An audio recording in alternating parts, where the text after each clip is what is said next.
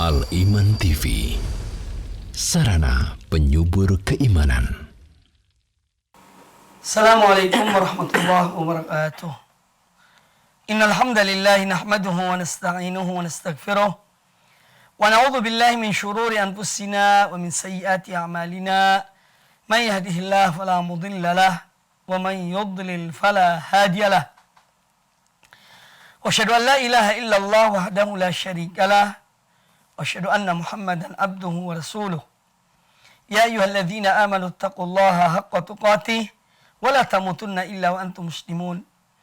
Ya ayuhan nasu taqu rabbakumul ladzi khalaqakum min nafsin wahidah wa khalaqa minha zawjaha wa batha minhuma rijalan katsiran wa nisaa'a wattaqullaha alladzi tasaaluna bihi wal arham innallaha kana 'alaikum raqiba.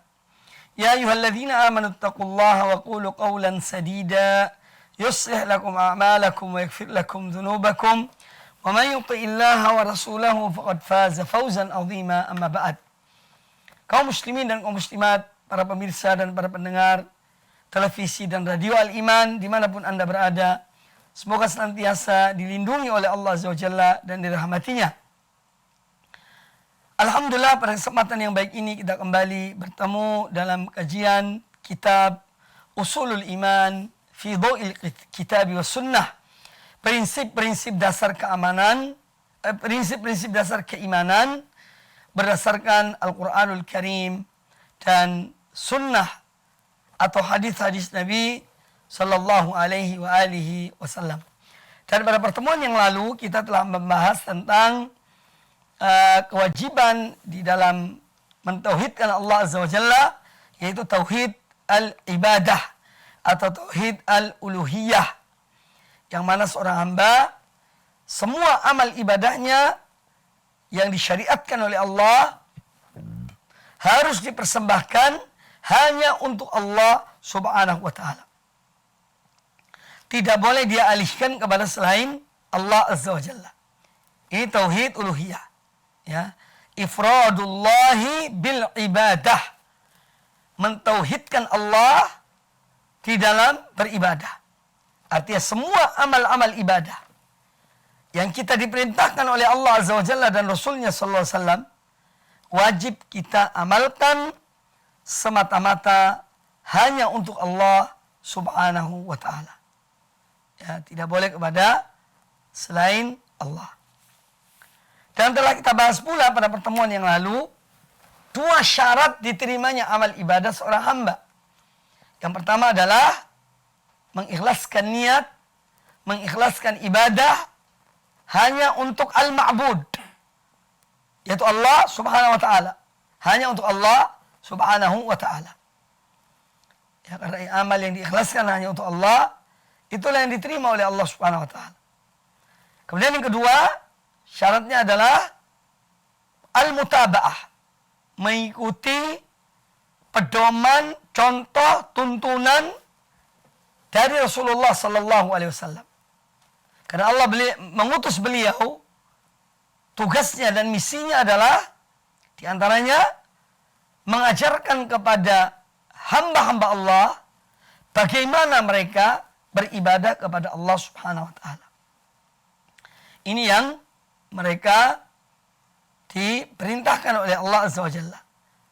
Ya, Allah mengutus Nabi SAW agar supaya mengajarkan kepada manusia, kepada hamba-hamba Allah, bagaimana cara mereka beribadah kepada Allah Subhanahu wa ta'ala. Ini kita sudah bahas pada pertemuan yang lalu. Nah, sekarang kita masuki yaitu al-matlabut tsani, sub yang kedua dalam bab ini, dzikru ba'di anwa'il ibadah. Di sini nanti akan disebutkan beberapa macam ibadah, ya, yang kita diperintahkan untuk mengikhlaskannya hanya kepada Allah Azza wa Jalla dan untuk mengikuti Nabi Sallallahu Alaihi Wasallam. Kata para al-muallif hafizahumullah ta'ala, al-ibadatu anwa'uha kathiratun. ibadah itu macam-macamnya itu banyak. Fakullu amalin solihin yuhibbuhullahu wa yardahu. Maka setiap amal soleh, setiap amal yang baik, yang dicintai oleh Allah, diridhai oleh Allah, qauliyun au fi'liyun, baik itu amal soleh berupa ucapan-ucapan, ya, au fi'liyun, atau amal soleh berupa perbuatan, zahirun au batinun, baik amal itu tampak, kelihatan, ataupun batin tersembunyi amal tersebut. Fahuwa naw'un min anwa'iha, maka amal soleh tersebut adalah salah satu macam dari macam-macam ibadah. Wa fardun min afradiha, dan dia salah satu bagian dari amal-amal ibadah. Wa fima yali dzikru ba'dhi al-amthilati ala dzalika. Kemudian yang berikut ini para penyusun akan menjelaskan, menyebutkan sebagian contoh-contoh amal ibadah tersebut. Famin anwa'il ibadati ad-du'a, di antara ya amal-amal ibadah itu adalah doa. Dan doa ini memang ibadah. Sebagaimana disabdakan oleh Nabi sallallahu alaihi wasallam dalam hadis sahih riwayat Imam At-Tirmidzi, ad-du'a'u huwal ibadah. Doa itu adalah ibadah. Adapun riwayat yang lain, ad-du'a'u mukhul ibadah. Doa itu adalah otaknya ibadah. Hadis tersebut dhaif. Jadi yang kedua itu dhaif, lemah. Adapun yang sahih yang pertama, bahwa ad-du'a'u huwal ibadah. Doa itu adalah ibadah. Jadi contoh amal ibadah itu adalah doa.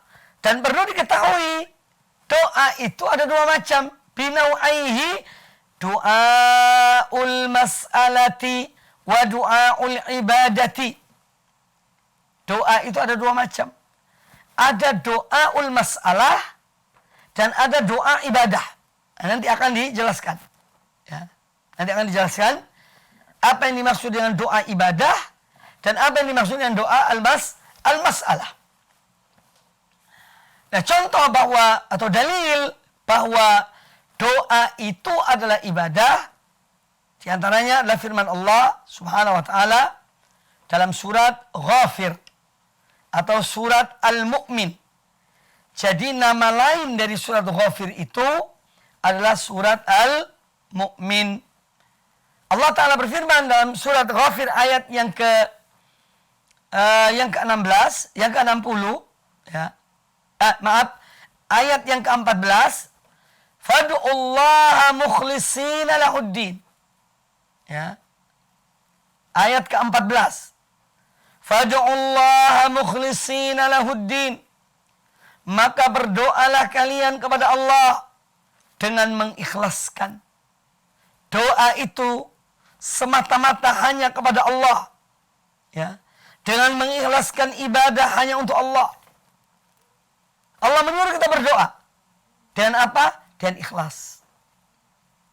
Ya. Makanya tidak boleh syirik dalam berdoa.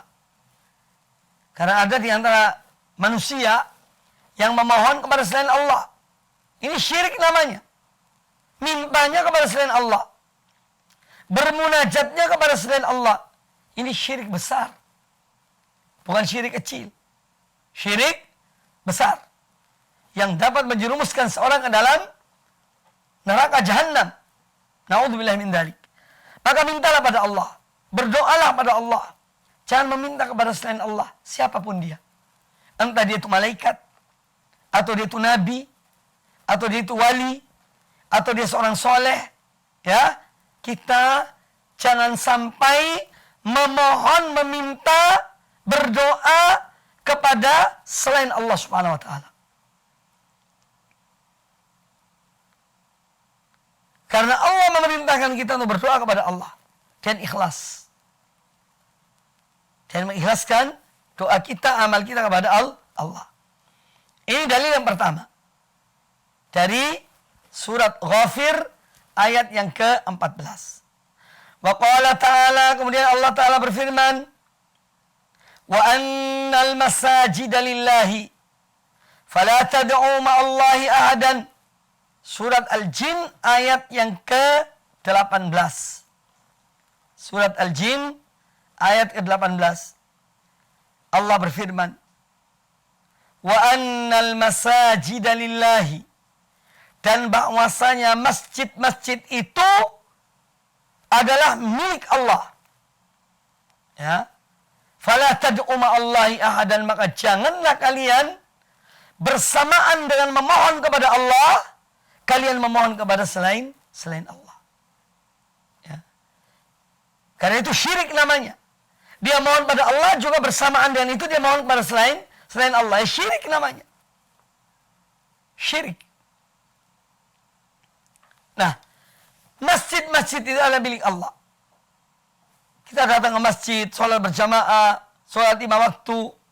Masjid itu tempat ibadah. Tempat kita menyembah Allah Ta'ala. Makanya Allah melarang kita berbuat syirik dalam masjid. Ini makna masjid yang pertama.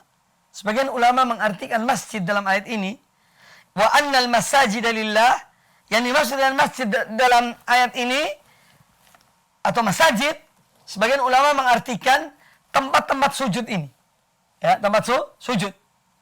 Ya, jadi kening, hidung, ya, 2 telapak tangan, 2 tumit, dan 2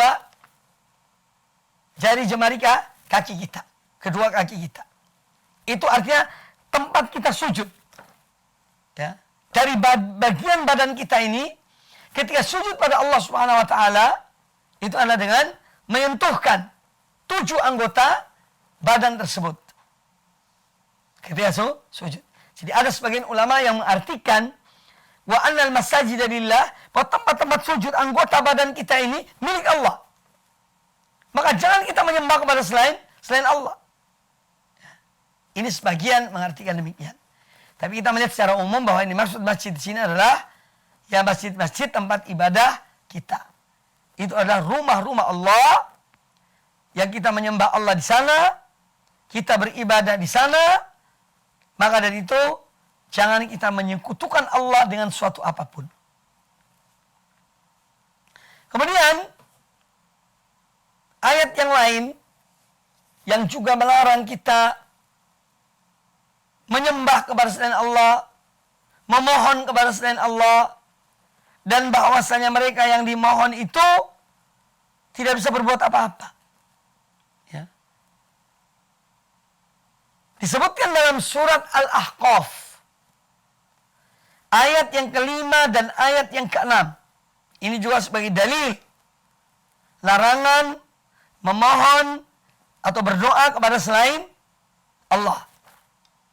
Allah Azza wa Jalla berfirman dalam surat Al-Ahqaf ayat yang ke-5 dan ke-6, "Wa man adallu mimman yad'u min dunillahi man la yastajibu lahu ila yaumil qiyamati wa hum an du'aihim ghafilun."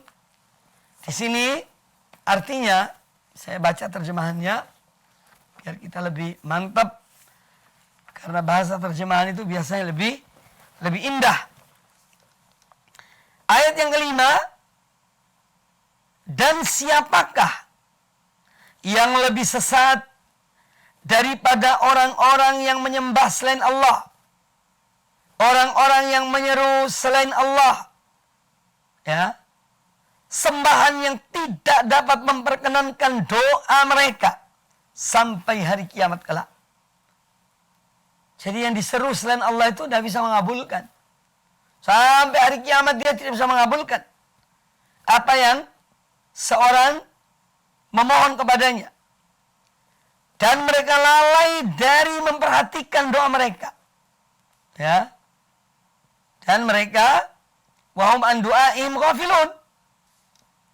mereka sendiri dalam keadaan lalai dari permohonan orang yang memohon.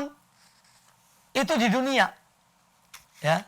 Jangan dikira bahwa apa yang diminta oleh seorang hidup kepada orang mati, ya, atau kepada selain Allah itu, ya, dia mendengar. Dia tidak mendengar. Dia lalai. Itu di dunia. Nah, kemudian bagaimana di akhirat? Ini yang disebutkan dalam ayat yang ke-6. Wa idza husyiran nasu kanu lahum a'daan wa kanu bi'ibadatihim kafirin. Dan apabila manusia dikumpulkan, yaitu di hari kiamat. Ya. Dan apabila manusia dikumpulkan di hari kiamat, maka sembahan-sembahan itu yang diseru selain Allah, yang dimohon selain Allah itu menjadi musuh-musuh mereka. Musuh orang yang memohon. Ya. Dan mereka mengingkari pemujaan-pemujaan yang mereka lakukan kepadanya. Jadi mereka yang disembah selain Allah itu akan mengingkari sembahan-sembahan yang diberikan oleh para penyembah kepada mereka, itu akan diingkari di hari kiamat kelak. Ya naudzubillah. Maka dari itu kita diajarkan oleh Islam ajaran tauhid, memohon hanya kepada Allah, meminta hanya kepada Allah, berharap hanya kepada Allah Ta'ala. Jangan kepada manusia. Siapapun dia. Dan apapun dia. Jangan minta kepada selain Allah. Di dunia mereka tidak bisa mendengar apa yang kita mohon. Kalaupun mendengar, tidak bisa mengabulkan.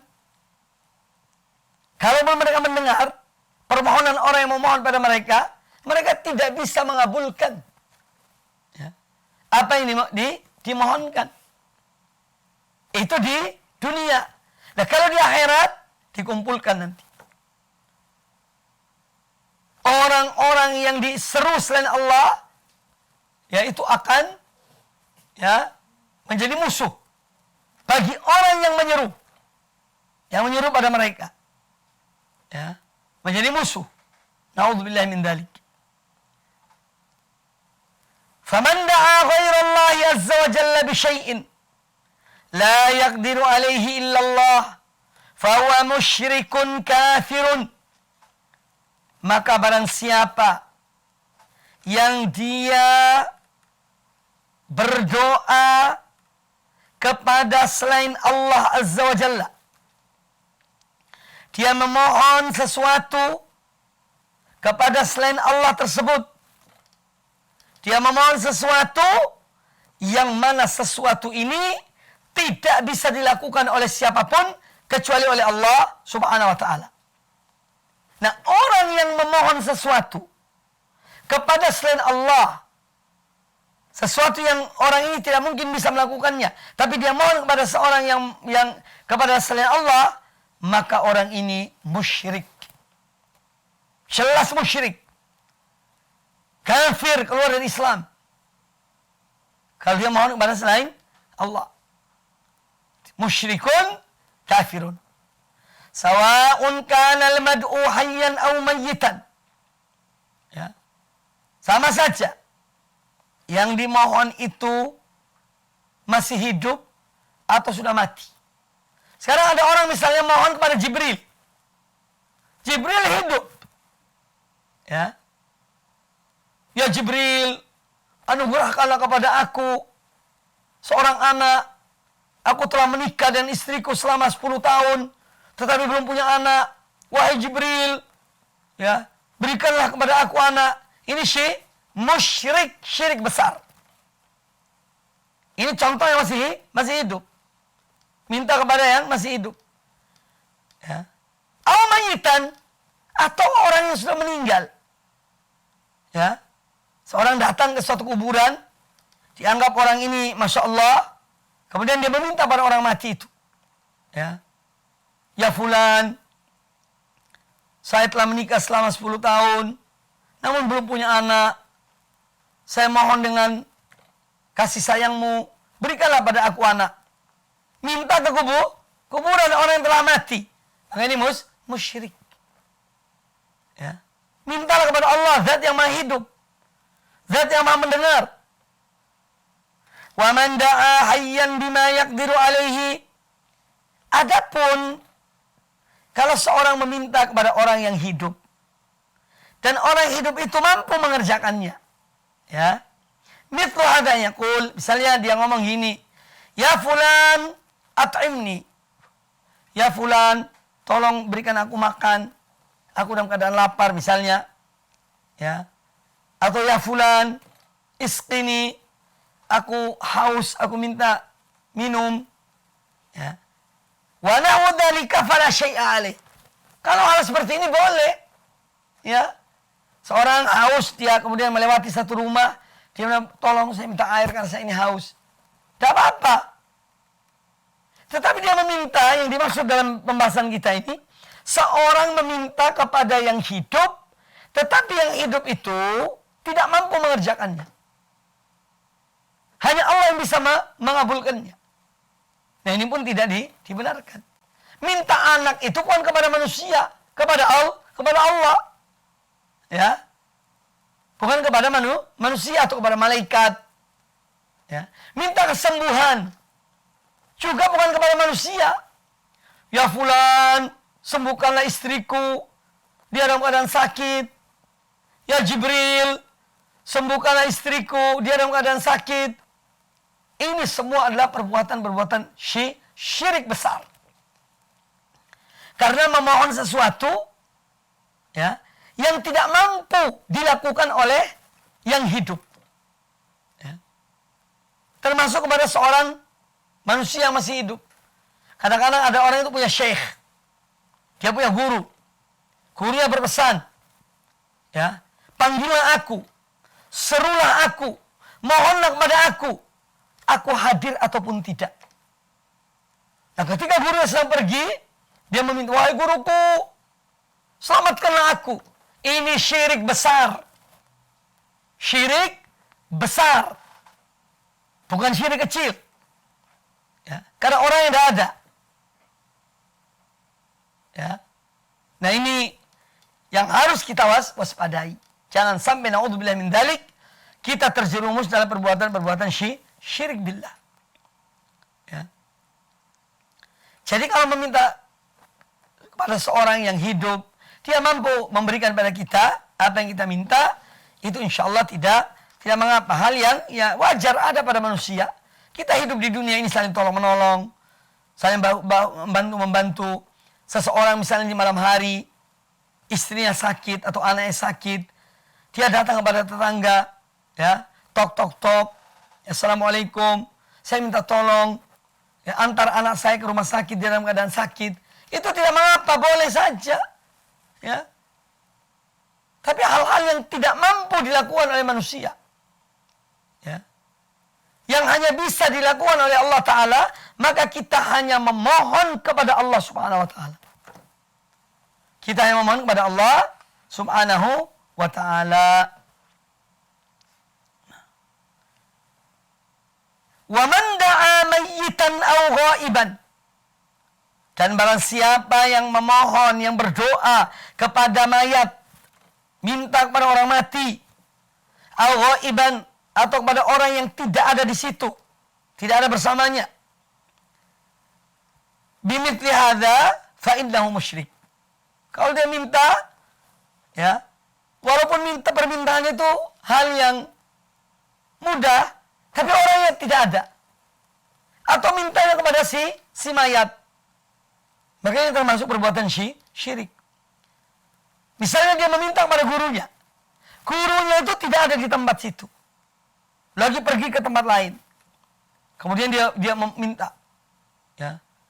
Wahai guruku, berikanlah aku makanan. Ya. Wah, ya fulan guruku. Ya. Berikanlah kepada aku minuman. Orangnya tidak ada. Ini syirik. Perbuatan syirik. Ya. Li'anna al-mayyita wal ghaiba la yumkinu an yaquma bimithli hadza. Karena apa kok hal tersebut sebagai perbuatan syirik? Karena orang yang telah meninggal dan orang yang tidak ada di tempat itu tidak mungkin untuk melakukan apa yang diminta oleh orang tersebut. Ya. Nah, di sini supaya kita lebih waspada. Kemudian, sebagaimana saya sebutkan tadi, ada dua macam doa. Ada doa al-mas'alah, ada doa al-ibadah. Ya. Ini dijelaskan di sini. Wa du'a'u naw'ani. Doa itu ada dua macam. Du'a'ul mas'alati wa du'a'ul ibadati. Yang pertama adalah doa'ul mas'alah. Ya. Yang kedua doa'ul ibadah. Apa dua-duanya ini? Apa yang dimaksud dengan doa'ul mas'alah dan apa yang dimaksud dengan doa'ul ibadah? Kemudian kata para penulis buku ini, fadu'a'ul mas'alati. Yang dimaksud dengan doa'ul mas'alah huwa su'alullahi min khairid dunya wal akhirati. Ya. Yang dimaksud dengan doa'ul mas'alah, doa seorang hamba kepada Allah. Dia memohon kepadanya dari kebaikan-kebaikan dunia dan akhirat. Dia mengangkat tangannya, ya. Allahumma rzuqni, ya Allah berikanlah aku rezeki yang halal, yang baik. Ya. Itu kaitan dengan dunia. Kemudian masalah yang akhirat misalnya. Ya. Allahumma adkhilil jannah. Ya Allah, masukkanlah aku dalam surga. Ini permohonan.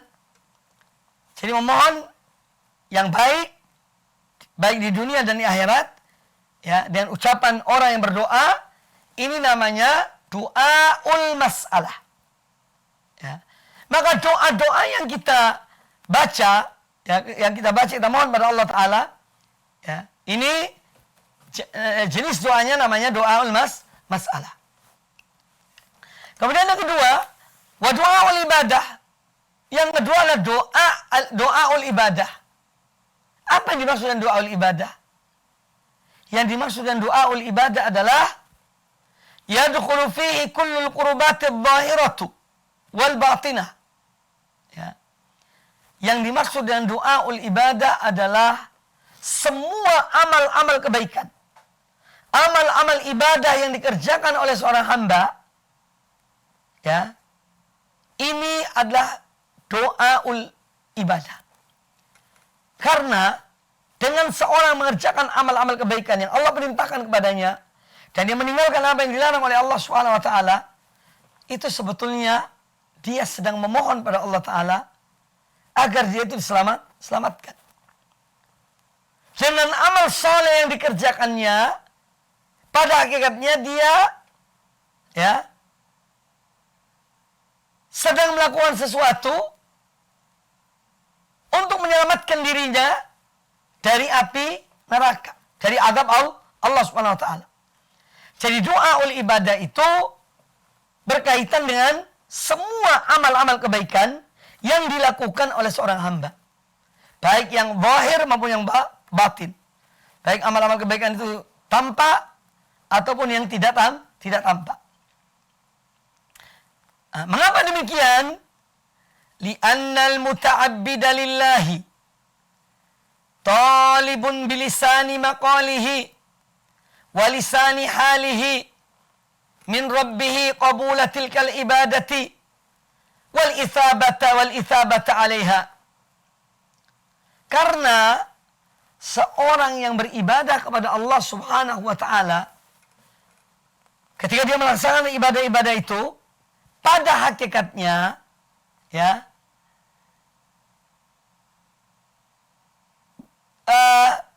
bilisani maqalihi, dengan lisan ucapannya yang dia mengatakan, ya Allah maghfirli wali walidayya, Allah madkhilil jannah, ya Allah ampunilah aku dan kedua orang tuaku, ya Allah masukkanlah aku dalam surga, ya, doa yang diucapkan, ataupun amal perbuatannya yang dia kerjakan dari amal-amal kebaikan, sebetulnya lisannya baik lisan yang ada di lidahnya atau perilaku perbuatannya itu pada hakikatnya sedang memohon kepada Allah supaya Allah menerima amal ibadah yang dikerjakannya.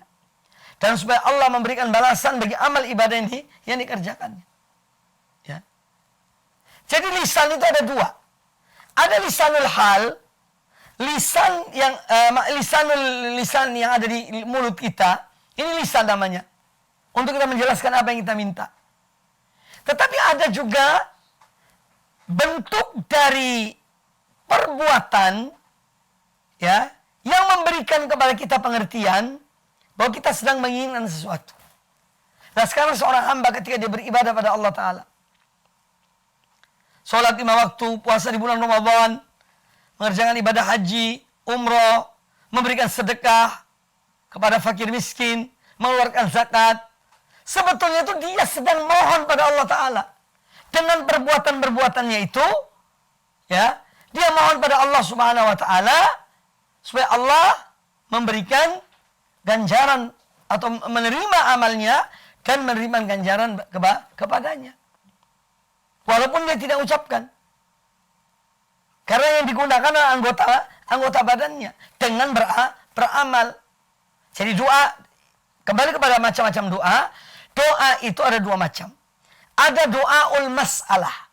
Doaul mas'alah itu yang kita ucapkan dengan lisan kita. Mohon pada Allah Ta'ala. Di pagi hari, di petang hari, dalam sujud. Kita sering minta pada Allah Ta'ala. Ya. Ya muqallibal qulub, tsabbit qalbi ala dinik.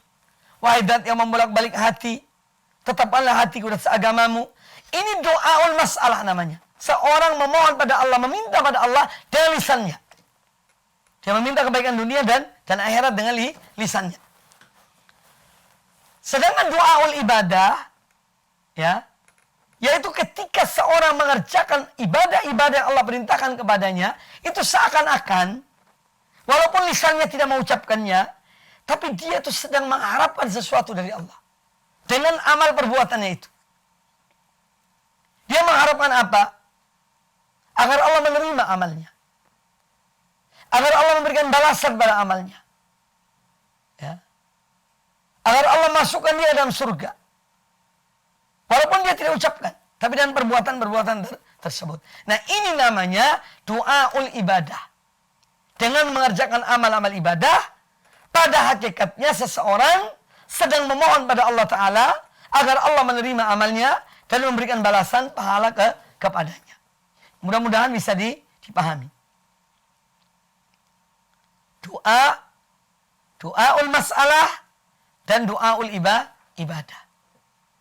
Wa kullu ma warada fil Qur'ani minal amri bid du'a wan nahyi an du'a'i ghairillah wa thana' 'ala ad-da'ina yatanawalu du'a al-mas'alati wa du'a al-ibadah. Wa kullu ma warada fil Qur'an. Semua yang tercantum atau yang termaktub dalam Al-Quranul Karim berupa perintah Allah agar kita berdoa kepada Allah dan larangan untuk memohon kepada selain Allah, ya, dan agar kita senantiasa memuji hanya kepada Allah. Demikian pula ayat-ayat yang memuji orang yang berdoa, ya, kepada Allah, ini mencakup dua macam doa tersebut. Ya. Ada doa masalah, ada doa ibadah. Ya. Misalnya, sekarang seorang mohon pada Allah Ta'ala, ya Allah, berikanlah aku kekuatan untuk bisa bangun di malam hari dan mengerjakan sholat malam, sholat tahajud. Dia sedang memohon pada Allah dengan lisannya. Agar Allah memberikan kekuatan padanya untuk membangunkannya di malam hari agar dia mengerjakan sholat tahajud. Dia mengucapkan doa itu dengan lisannya. Kemudian ketika di malam hari dia bangun, berwudu, sholat tahajud, ini namanya doaul ibadah. Ya, mudah-mudahan bisa dipahami.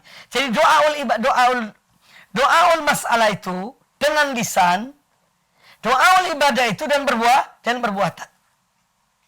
Ya, dan perbuatan.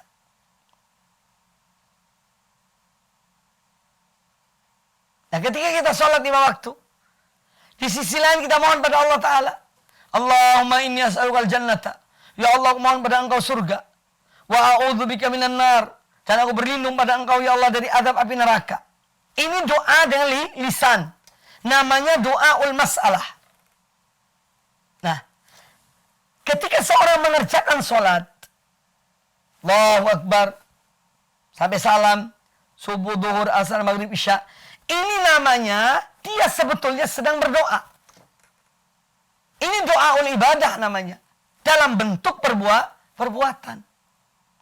Kalau tadi dalam bentuk ucapan, ketika dia mengamalkan sholat itu dia dalam keadaan juga berdoa dalam bentuk perbuatan. Nah, ini harus kita pahami. Jadi semua amal-amal kebaikan kita, doa kita kepada Allah Ta'ala, amal-amal yang kita kerjakan dari amal kebaikan itu, ini mencakup 2 macam doa ini. Doaul masalah dan doaul ibadah. Jadi macam-macam doa. Yang pertama diantaranya adalah doa. Kemudian yang kedua, ketiga, dan keempat. Wa min anwa'il ibadati. Di antara macam-macam ibadah. Al-mahabbah wal khauf wal raja. 2, 3, dan 4. Yang pertama doa, itu 1. Yang kedua, cinta kepada Allah. Yang ketiga, rasa takut kepada Allah akan adabnya, akan ancamannya. Yang keempat, roja. Seorang berharap hanya kepada Allah. Nah, ini semua 3 macam ini adalah ibadah. Cinta kepada Allah, termasuk cinta karena Allah. Dia mencintai saudaranya karena Allah. Itu ibadah. Ya. Kemudian rasa takut. Dia takut pada Allah akan ancamannya, azabnya. Ini ibadah. Dia berharap kepada Allah akan rahmatnya, ampunannya, maghfirahnya. Ini juga ibadah. Jadi antara macam-macam ibadah adalah cinta, rasa takut, dan harapan. Hanya saja di sini yang perlu dipahami tentang 3 hal ini kaitan dengan hati. Amalul qalb. Cinta, takut, dan harapan. Ini termasuk amal hati. Ya. Wa qad taqaddama al-kalam 'alaiha wa bayan annaha arkanul ibadah. Arkanul lil ibadah. Dan 3 hal ini, cinta, rasa takut, dan harapan, ini telah kita bahas pada pertemuan yang lalu, bahwa dalam ibadah kita ini harus ada 3 hal ini. Dalam setiap ibadah yang kita kerjakan, harus memiliki 3 hal ini. Yang pertama kita lakukan karena cinta pada Allah Ta'ala. Ya. Yang kedua kita mengerjakan amal itu karena takut terhadap ancaman Allah. Allah mengancam. Kemudian yang ketiga, harapan. Ketika kita mengerjakan suatu amal ibadah, dalam ibadah kita, sebetulnya kita sedang berharap akan ampunan Allah, rahmat Allah, kasih sayang Allah, keselamatan dunia akhirat. Jadi semua bagian dari ibadah. Cinta, takut, dan harapan. Dan 3 hal ini disebut dengan arkanul ibadah. Rukun-rukun ibadah. Kemudian yang kelima, wa min anwa'iha. Dan di antara macam-macam ibadah, at-tawakkul. Bertawakal kepada Allah Ta'ala. Pasrah kepada Allah Ta'ala. Wa huwa li'aitimadu ala Allah ala syai'. Tawakal itu dari sisi bahasa, arti tawakkala yatawakkalu, artinya dia bersandar kepada sesuatu. Dan kita tidak boleh bersandar kecuali kepada Allah Subhanahu wa ta'ala. Ya. Jadi di antara amal ibadah adalah tawakal. Ya. Wa huwa al-i'timad 'ala syai'. Menyandarkan diri pada suatu. Dan orang mukmin tidak menyandarkan diri kecuali hanya kepada Allah Subhanahu wa ta'ala. Nah, apa yang dimaksudkan tawakal? Apa sih arti tawakal itu? Sebutkan di sini, wat tawakkulu 'ala Allahi huwa sidqu tafwidil amri ila Allah ta'ala i'timadan 'alaihi. Jadi tawakal kepada Allah itu adalah sidqu tafwidil amri ila Allah ta'ala. Tawakal itu artinya seorang betul-betul dia menyerahkan urusannya kepada Allah Ta'ala. Dia menyerahkan urusannya kepada Allah Ta'ala. I'timadan alaihi. Dengan hanya bersandar kepada Allah. Wathiqatan bihi. Dan dengan penuh keyakinan dia kepada Allah Subhanahu wa ta'ala. Ma'a mubasyarati ma syara'a wa abaha minal asbab. Tetapi juga tawakal itu dengan mengerjakan sebab. Dengan melakukan sebab. Tidak hanya sekedar tawakal. Tapi juga diiringi dengan melakukan sebab. Karena kita diperintahkan melakukan sebab. Sekarang seorang itu ibaratnya dia ingin mengambil lampu di atas. Ya. Harus ada sebab. Apa sebab untuk bisa mengambil lampu ini? Ya ambil tangga. Tangga itu sebab. Yang dengannya seorang bisa sampai ke lampu itu. Ya. Jadi melakukan sebab itu hal yang diperintahkan oleh agama. Ya, dan itu tidak tercela. Ketika seorang datang kepada Nabi Sallallahu Alaihi Wasallam, ya Rasulullah, apakah aku melepas ontaku kemudian aku tawakal? Ataukah aku mengikat ontaku baru kemudian aku tawakal?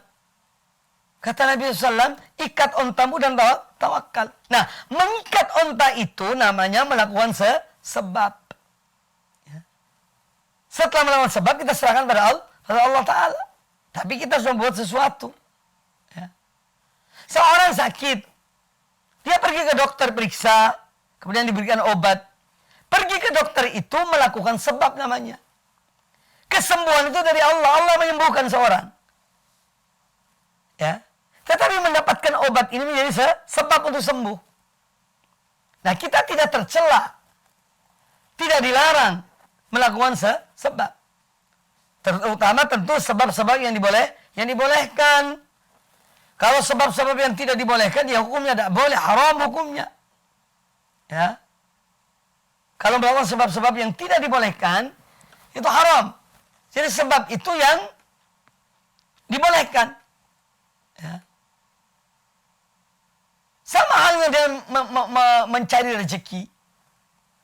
Kita diperintahkan mencari rezeki dengan sebab. Ya bekerja. Tapi sebab untuk mendapat rezeki ada dua. Ada sebab yang halal, ada sebab yang haram. Nah, sebab yang halal itu yang dibolehkan. Ya. Contohnya jual beli. Jual beli itu salah satu sebab untuk mendapatkan rezeki. Ya. Ada sebab yang lain yang diharamkan, yaitu riba. Riba itu untuk mendapat rezeki, betul, tetapi haram. Ya. Tidak dibolehkan. Jadi sebab itu ada yang dibolehkan, ada yang tidak dibolehkan. Ya. Dan kita dibolehkan melakukan sebab yang disyariatkan. Seorang ingin punya anak. Ya. Apa ada orang ingin punya anak, tahu-taunya terus muncul anaknya? Ya. Tanpa dia menikah, tanpa dia mengumpuli istrinya, tahu-taunya muncul anaknya. Itu kira-kira ada apa tidak? Ya tidak ada. Ya. Seorang ingin punya anak, ya lakukan sebab. Ada sebab yang halal dengan menikah. Ini yang diperintahkan oleh agama. Ada sebab yang haram, apa zina, tapi tidak dibolehkan karena ini haram hukumnya. Jadi sebab yang dibolehkan, kita lakukan. Kemudian yang kedua dalam masalah ini, kita seorang tidak boleh bergantung 100% kepada sebab. Ini tidak dibolehkan.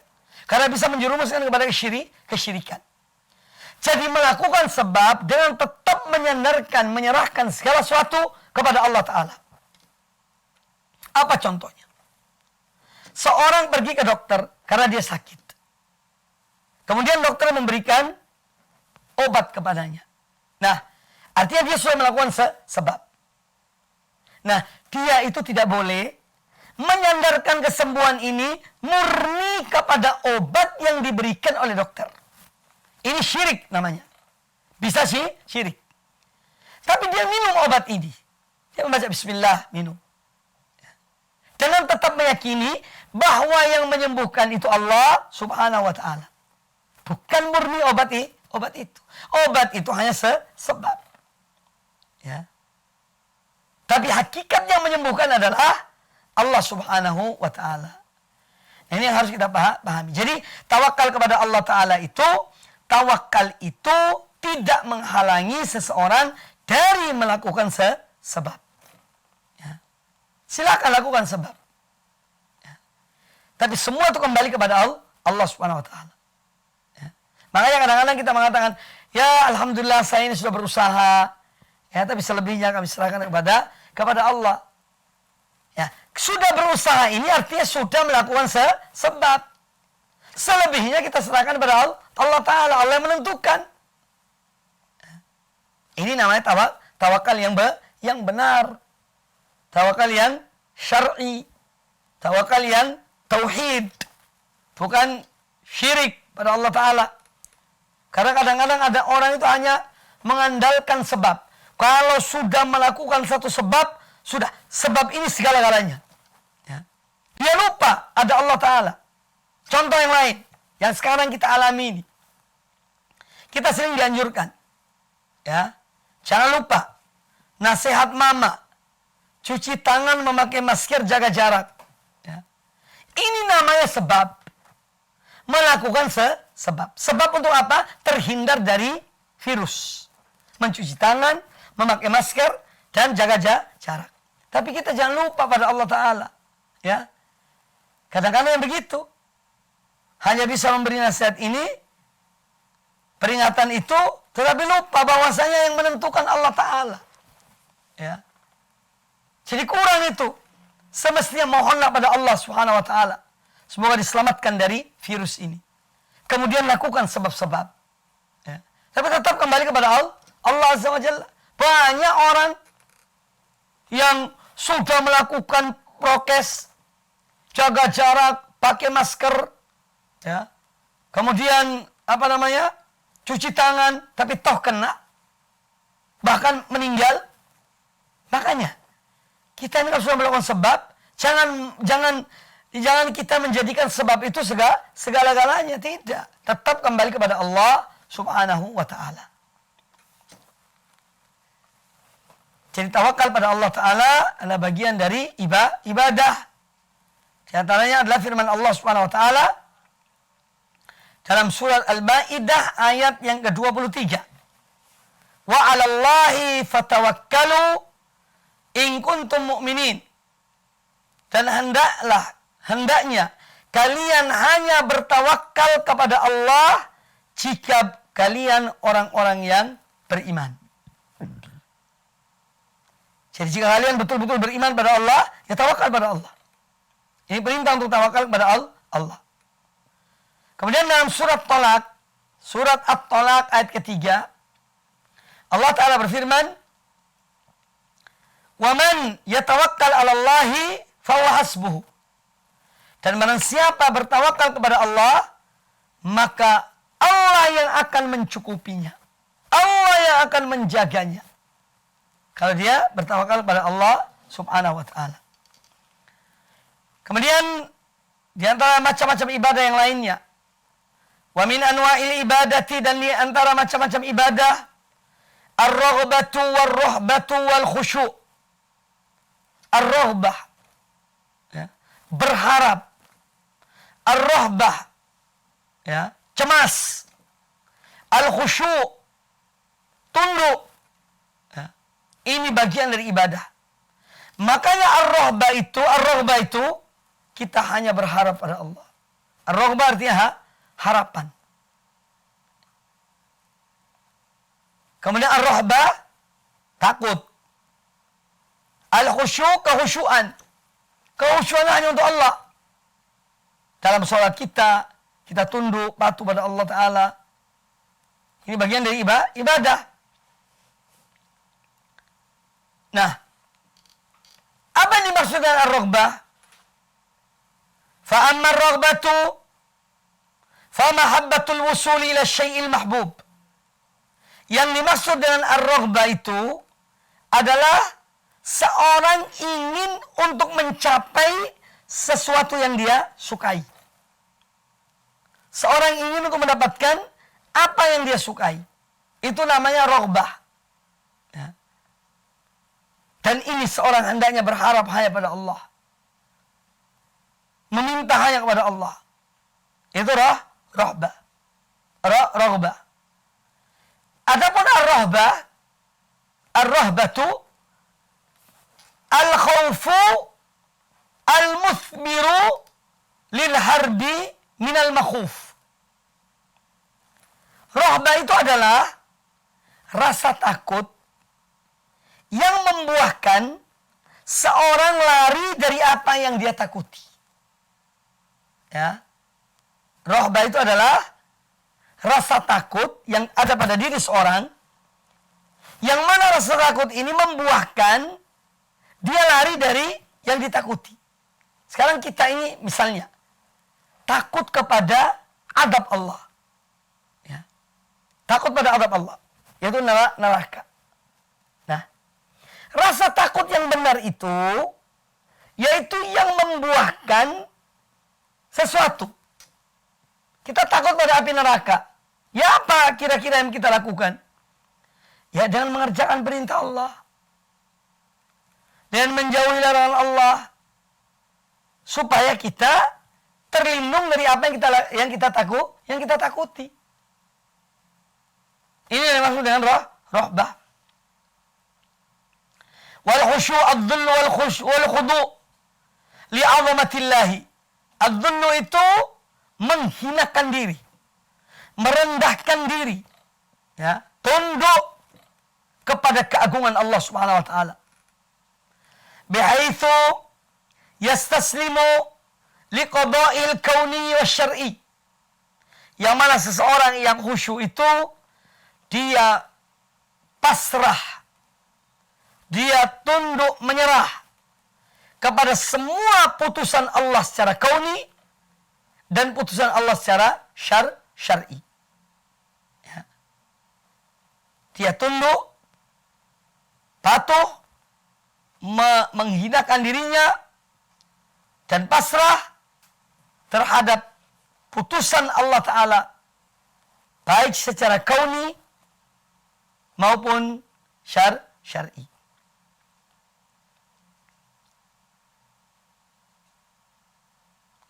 Qala Allah Ta'ala fi dzikri hadhil anwa' ats-tsalatsa.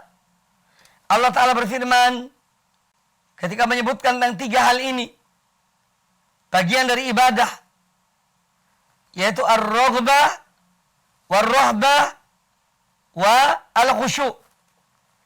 Allah menceritakan tentang para nabi, para rasul, bagaimana mereka sebetulnya, sikap dan perilaku mereka. Kata Allah Ta'ala dalam surat Al-Anbiya ayat yang ke-90, innahum kanu yusari'una fil khairat.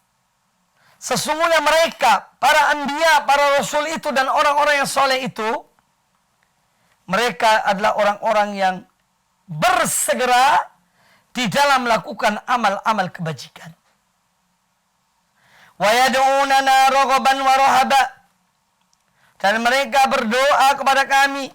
Mereka menyembah, beribadah, berdoa kepada Allah dengan penuh harapan dan rasa cemas. Wa kanu lana khashi'in. Dan mereka adalah orang-orang yang tunduk patuh kepada kami. Ini sifat. Tiga sifat para anbiya, para rasul itu disebutkan oleh Allah dalam ayat ini. Yang menunjukkan bahwa ini adalah ibadah kepada Allah subhanahu wa ta'ala. Yang terakhir, ya, untuk kajian ini, wa min anwa'iha, dan di antara macam-macam ibadah, al-khasyatu. Apa sih al-khasyah itu? Al-khasyah itu adalah al-khawfu al-mabniyu alal ilmi bi'azamati man yakhsyah. Rasa khasyah itu adalah perasaan takut yang dibangun berdasarkan ilmu akan keagungan yang ditakuti. Seseorang takut pada Allah karena keagungannya, karena kebesarannya, karena kekuasaannya, ya. Wa kamali sultani. Dan rasa takut itu didasari oleh apa? Keyakinan akan keagungan, kesempurnaan, kekuasaan Allah Ta'ala. Ya. Ini khasyah namanya. Kalau Allah Ta'ala berfirman, fala takhshawhum wakhshawni. Maka janganlah engkau takut pada mereka, tetapi takutlah kepada aku. Itu kepada Allah Subhanahu wa ta'ala. Ini disebutkan dalam surah Al-Baqarah ayat 150. Kemudian disebutkan dalam surah Al-Maidah ayat yang ketiga. Fala takhshawhum wakhshawni. Maka janganlah kamu takut kepada mereka, akan tetapi takutlah kepada aku. Akan tetapi takutlah kepada aku, yaitu kepada Allah Subhanahu wa ta'ala.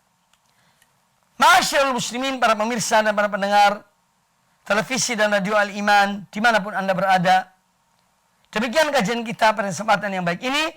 Ya, ada yang disebutkan sekarang ada 9 macam ibadah. Nanti masih ada lagi, ya, contoh-contoh yang lain tentang macam-macam ibadah yang seorang ini harus menyerahkan ibadahnya hanya kepada Allah Subhanahu wa ta'ala. Semoga bermanfaat. Aku qouli hadza wallahu taala a'lam. Demikian kajian kita pada kesempatan yang baik ini berkaitan dengan macam-macam ibadah yang semua itu kita wajib mengikhlaskannya hanya untuk Allah Subhanahu wa ta'ala. Ya, mudah-mudahan ilmu yang kita dapati ini bermanfaat bagi kita, bisa kita amalkan, bisa kita terapkan dalam kehidupan kita, dan kita ajarkan kepada yang lainnya. Semoga bermanfaat. Lebih kurangnya saya mohon maaf. Aqulu qouli hadza wa astaghfirullah li wa lakum. Subhanakallahumma bihamdika asyhadu an la ilaha illa anta astaghfiruka wa atubu ilaik. Wa sallallahu wa sallam wa barak ala nabiyyina wa ala alihi sahbihi ajma'in. Wa jazakumullahu khairan. Wassalamualaikum warahmatullahi wabarakatuh. Dukung channel kami dengan like, subscribe, dan aktifkan notifikasi agar kamu tidak ketinggalan video-video menarik lainnya.